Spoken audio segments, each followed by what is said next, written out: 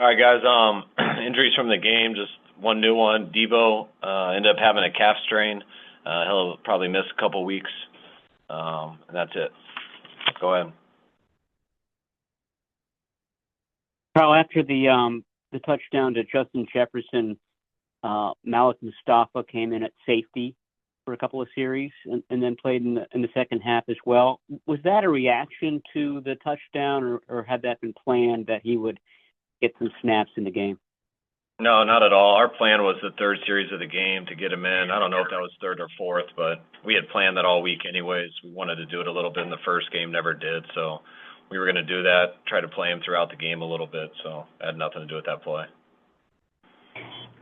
Kyle, yesterday Brandon indicated to us that he felt that he was at about 85%.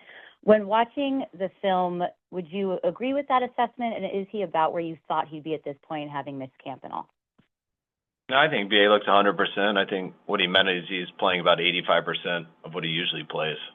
But just in terms of him running stuff and health, he's 100%. I think he's getting like 85% of the playing time.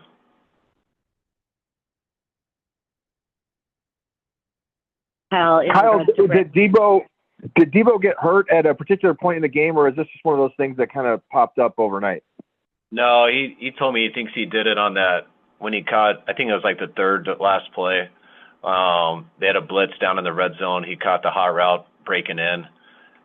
He says he thinks he did it on that play. I think there was only like 2 or 3 plays after that play, though. Kyle, in regards to getting Brandon Aiyuk more involved in the passing game, were there just not opportunities for him, or have you just kind of tried to ease him in more slowly? No, there was a number of times he had a real good chance to get the ball, and a couple times protections broke down on 2 of them. One time someone busted a route and just got in the same way, so it covered it up. But he had a chance to get about 4 big passes, and other factors happened. It's a team game. There's 11 guys out there that are involved in getting someone the ball, and he did have some opportunities where he should have, but not everything went right. Was there anything that Brian Flores was doing that was something that you hadn't seen, or that maybe you weren't quite as prepared for as maybe you should have been?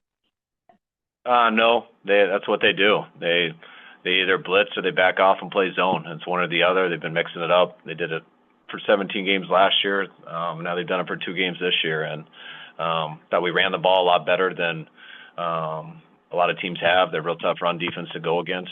I thought we made some good explosives in the pass game, but we just struggled to keep the chains moving on third down. And when you end up turning the ball over twice and getting that block punt, that was the difference. Kyle, how frustrating or difficult is it to lose Deebo on top of losing Christian? Obviously, it seems like that complicates the situation, it would seem. Yeah, I mean, always when you lose real good players, it's always tough, but it happens all over the league, and it's a huge part of this league and a huge part of this game. Got to deal with it.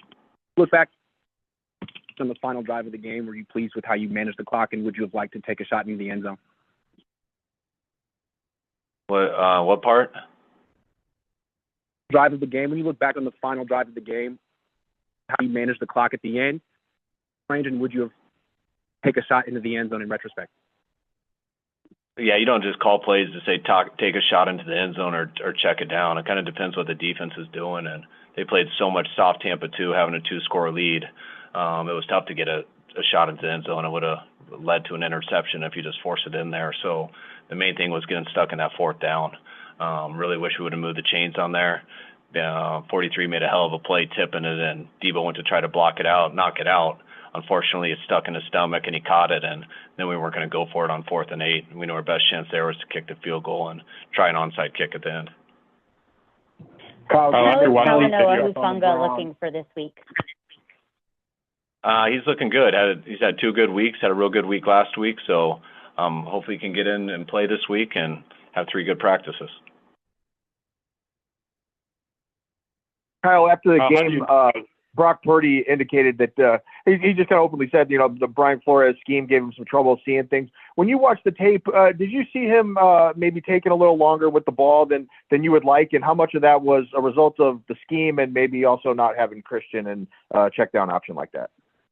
No, I think that's what the point of the scheme is. It's to have six guys up on the line and come from everywhere. So it's just a lot of pressure on a quarterback throughout a game. I mean, that's what their scheme is. They're going to make you think whether you're hot every play, and if you're not, then you got to find the open zones. And there are a lot of open zones, but it's tough the way they slow you down with having the threat of zero throughout the game. He does a really good job of mixing it up, and that is the challenge for a quarterback. It makes it really tough to get into a rhythm. How do you look at the way your offensive line played after watching the video? Obviously, 6 sacks. How do you sort of assess their game? I mean, you got to look at all the sacks. I believe one was from a hot that we didn't throw. We just got hit in the back on one play, so we got to get rid of that. I think 3 of them. One was scrambling for a 0-yard run. I think another was scrambling and diving for a negative 1-yard run. When we didn't have one side open, he went to the other. There was definitely a couple sacks in there, especially on third down. But I thought they run blocked well. I didn't think when you see 6 sacks, you assume it's a real tough day on the whole line, but I credit that more to the whole offense. A few were definitely on them, but definitely not all 6 of them. So everyone's got to do better, but that number 6 is a little unfair to them. How you have an open space on your roster. Do you fill that with a running back or a wide receiver, given Samuel's injury? We're not sure yet. We'll discuss that, see what the best options are. You usually get three backs up for a game, and we continue to have 3 backs up. So I'm not sure if we have to do that yet. It depends, what's out there and things like that. And you usually get 5 receivers up for a game, and just the way our roster's been going and the way it's played out, we've been able to get 6. So I don't think anything is a true necessity, but having that room gives us the luxury to pick wherever we need it the most, and we'll see how we feel about that here over the next few days. Kyle, the time off affected Trent Williams. Puts a lot of pressure on the defensive line, obviously, or on the offensive line. Obviously, your backs are going to be heavily involved in pass protection. How did you feel that Jordan Mason performed yesterday in pass protection? Sorry, I missed the beginning of what you said. Can you say it again? Yeah, I was just talking about, Flores and what he does up front, obviously a bunch of different looks. How do you feel like Mason performed in pass pro yesterday? No, I thought he did a real good job. He didn't have any busts. He never missed any assignments. He got on his guys. Him and Juice both stepped up in there well. They started bringing a lot of backers internally in the second half, and and they went in and protected him well. Their point and all that stuff is to keep the back end so you don't have any checkdowns. But he stood in there stout and gave the quarterback time to throw. The time off that Trent Williams took this offseason affected him in this game? I don't know how to totally answer that. I think Trent played decent. There's definitely things he'd like to have back, but I didn't see him get tired or fatigued or anything like that. So, I don't really relate anything to that. It was just about the game yesterday. Kyle, a number of players said that it was warmer than they expected it to be, and we don't normally see George Kittle go on IV. Would you chalk it up more to a short week and kind of being tired and a long road trip, or did the heat actually have an effect on everybody? No,